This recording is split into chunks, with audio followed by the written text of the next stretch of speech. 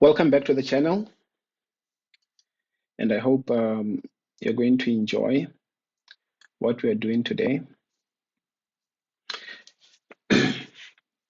So for today's maths tutorial, we're going to be dealing with a few things. So it's going to be factorizing and quadratic equations. So we're going to start with just some simple factorization.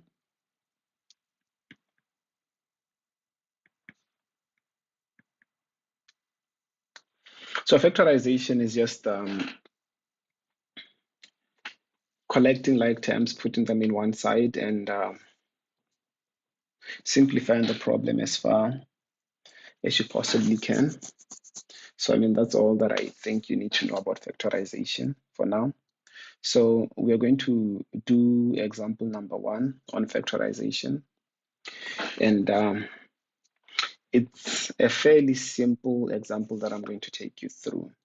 So we have a function x, or just an expression, x squared plus 5x. And you're supposed to factorize this. And if you look at this expression, it's in terms of x. And that means we can actually group the x terms to one side. And what we can do is that we can take x from x squared, and you remain with x inside the brackets. Then you take x away from 5x, and you remain with that, such that when you expand what you have here, it will take you back to that, because x times x is x squared, then x times 5 is 5x. That is just basically factorization. So the second bit of factorization that I'm going to take you through is another simple one too, which is just 7x minus x squared. And it's also in terms of x, which makes it fairly simple. And what we want to do is to take x outside. So that is going to be just x. I intended to write with black. X outside, then 7x divided by x is just 7, minus x squared divided by x is just x. And when you've done this, you fully factorized the problem that you had right there. Then the third example that I'm going to take you through, it's also fairly simple. Let me see, which example did I choose for this one? It doesn't seem like the one that I wanted to choose. But either way, let's do MA plus 2BM plus M squared.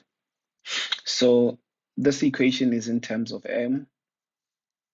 So what we do is separate the M from all the other variables and vectors. So we have M outside the brackets, then we remain with A there. Then here we're going to have 2B, because 2BM divided by M is just going to give you 2B. Then for the M squared, you're just going to remain with M. And when you've done this, you fully factorize the problem. So let's look at the next problem that I've chosen here, which is also, I presume, fairly simple. There's one that I think you're going to enjoy. Let's do number 4. Then we move on to quadratic equations, because I think this is AYX plus YX cubed minus 2y squared x squared. So if you look closely into this equation, first of all the terms have y, so that is in common. Then secondly, all the terms also have x. So what you can do, you can pull out of the equation xy, then xy dividing this, you just remain with a. Then xy dividing this, the y just divides the y, then x into x cubed, that gives you x squared minus 2, then the x divides that x and the y divides that 2y, you are left with xy. So don't mind the rearrangement that I've done here. I usually like putting the variables in terms of which one is comes first on the alphabetical order. So like you could also just write this as yx and have a plus x squared minus 2yx. So this is basically the same thing. So now we've done a bit of factorization. Now we're going to move on to quadratic equations. So what I'm going to do here, I'm just going to draw two graphs to help you appreciate why we are solving quadratic equations. So a quadratic equation is usually in this form. So this graph here, so is what they call a parabola, and it's a result of a quadratic equation. And the quadratic equation crosses the x-axis ideally twice, but it just depends on the kind of equation that you have. And so you should expect at least, not at least, precisely two solutions for a quadratic equation. Then also you could have it in this form. This would be your x-axis and this would be your y-axis. It crosses there and there. And these points are your roots. And those roots are just can be obtained when you factorize a quadratic equation. You could have, for example, here, you could have the graph maybe not crossing the axis or either in that direction, or you could have the graph here not touching the axis and not touching the axis. They are still quadratic equations. I mean quadratic graphs. So now we're going to solve some quadratic equations. So the first technique that we're going to learn, let's call it technique 1. That is going to be solution by factors. So we are just going to find the factors and be able to factorize those quadratic equations. So now we're going to take a few examples. I'm going to do 4 examples on this one. So example number 1, let's see what I chose for example number 1 in this regard. So it's going to be x squared plus 7x. Actually, that's not the equation that I chose. I wrote a different equation. Let's see. Yeah, that was the equation that I chose. I don't know what I'm thinking. Yeah, so my 0 needs to come out right. So when you have an equation like this, you are asked to factorize it. And you might be tempted to just take these two terms and factorize them, which is, yes, it would be partially factorized, but we want to be able to completely factorize it. So I want to show you something here. So just on the side, let's say we have like a function AB multiplying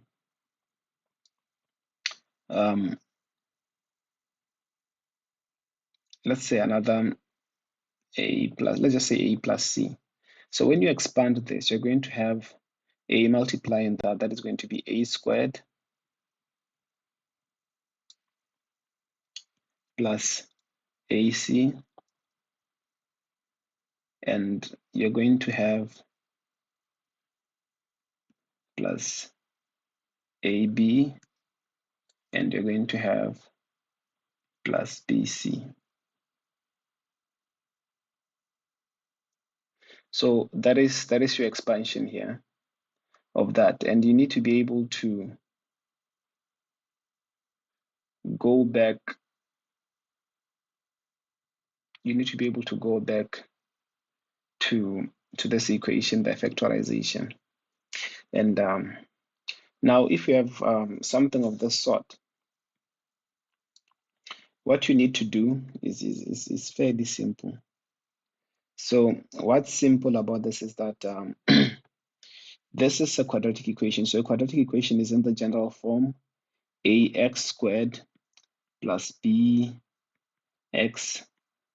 plus c. That is a quadratic equation. So that is the general form of a quadratic equation. So what this tells us is that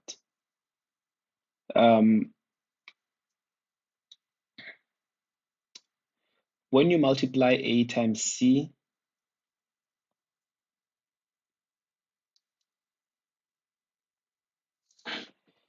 its factors,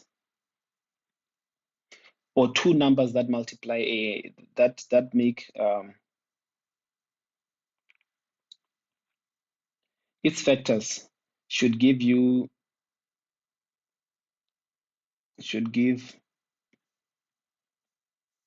a sum of b, and those factors become the factors of the equation above there. So let's put it in simpler languages. So if we have a here being 1 and c being 10, so we're going to have 1 times 10, and this gives us 10. So after we find that 10, we start finding the factors of 10. 1 times 10, that's a pair of factors. We could also have 2 times 5. That's another pair of factors that we have. And let's see. Yeah, that's all that I can think of at the moment. And after doing that, you look at the factors and see which two that when you sum them, they give you b here, or 7 there. So 10 plus 1, that's 11. It doesn't give you 7 there, but 2 plus 5, it gives you 7. So those two factors are the ones that you're going to use on the above equation. So you then rewrite the above equation as x squared plus 2x plus 5x then plus 10. So this thing here is still 7x, because when you add 2x and 5x, still gives you 7x. So we are good to go. So now, after you do that, you're going to collect these two, and you're going to factorize them. So we've done factorization above. So when you have something of this sort, it becomes x outside. Then inside you have x plus 2, then plus. On these two, so they have a factor of 5.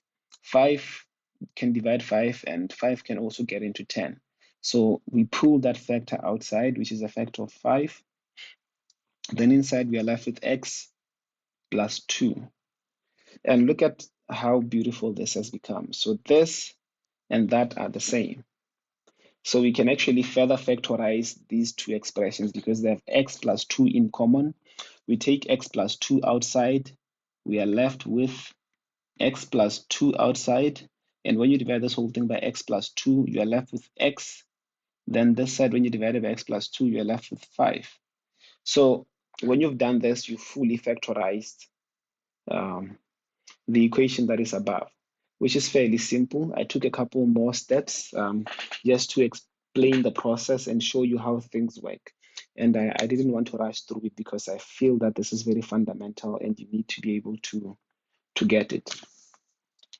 So now I'm going to move on to the next example that I have here, which is what I feel fairly straightforward also. So let's see, which example did I choose here?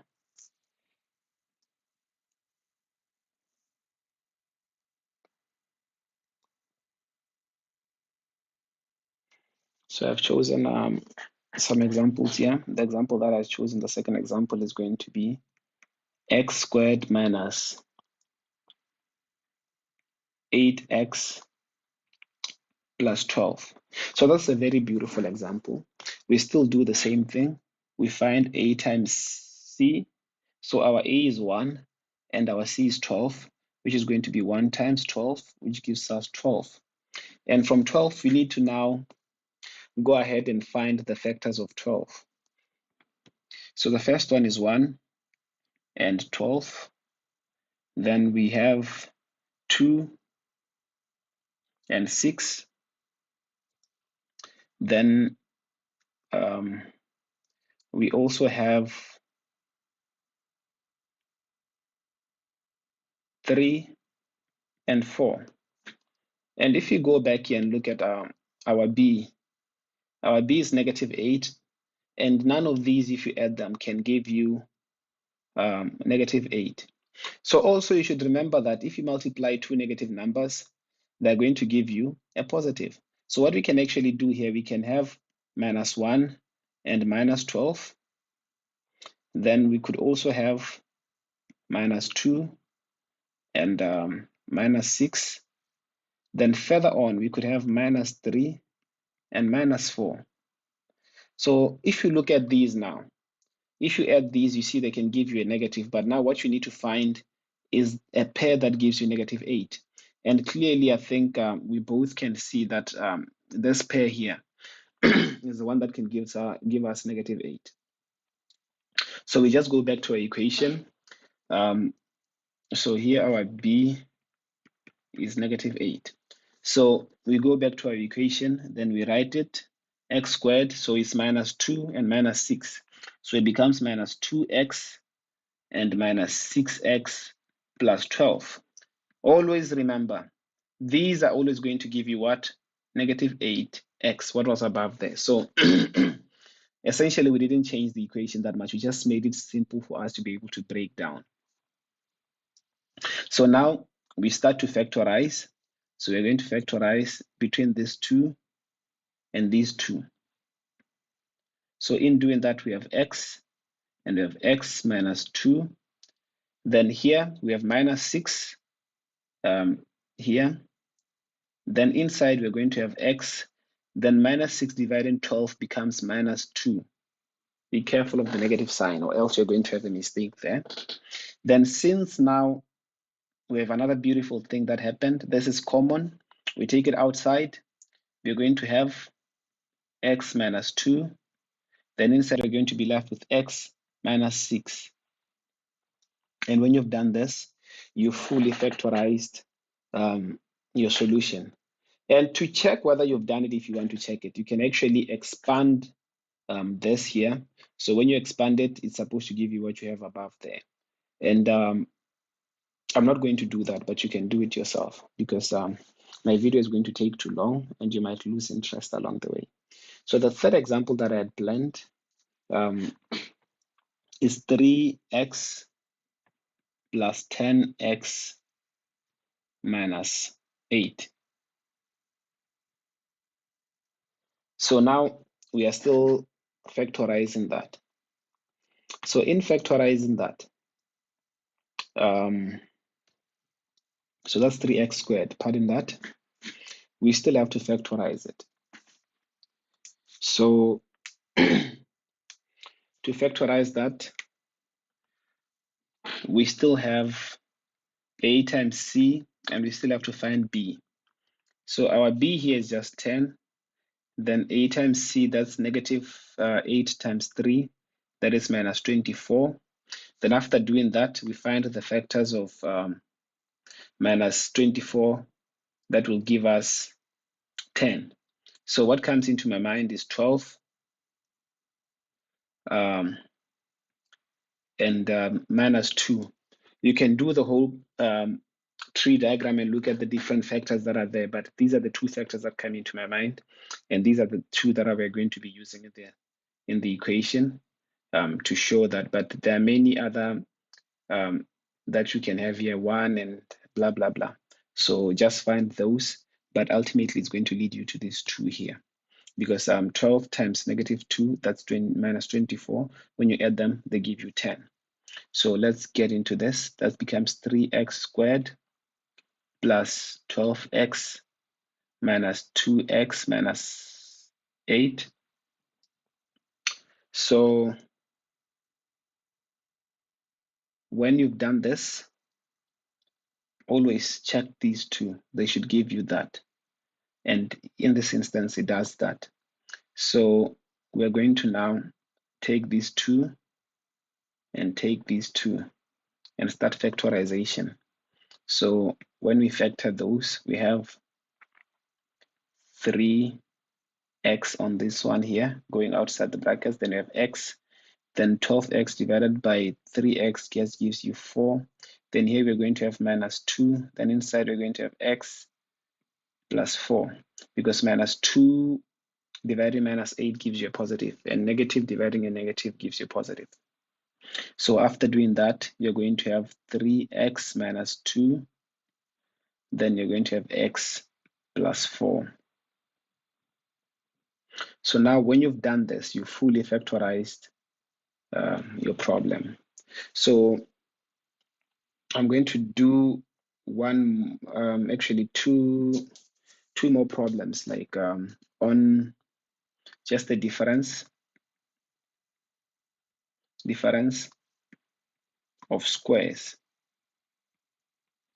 So if you have, let's say, x plus y multiplying x minus y, let's expand this and see what it gives us. So x times x becomes x squared, then x times minus y becomes minus xy, then y times x becomes plus xy, then y times minus y becomes minus y squared. Then when you collect the like terms, these ones at the center, they're the same thing, they give you 0. Then you're going to be left with x squared minus y squared.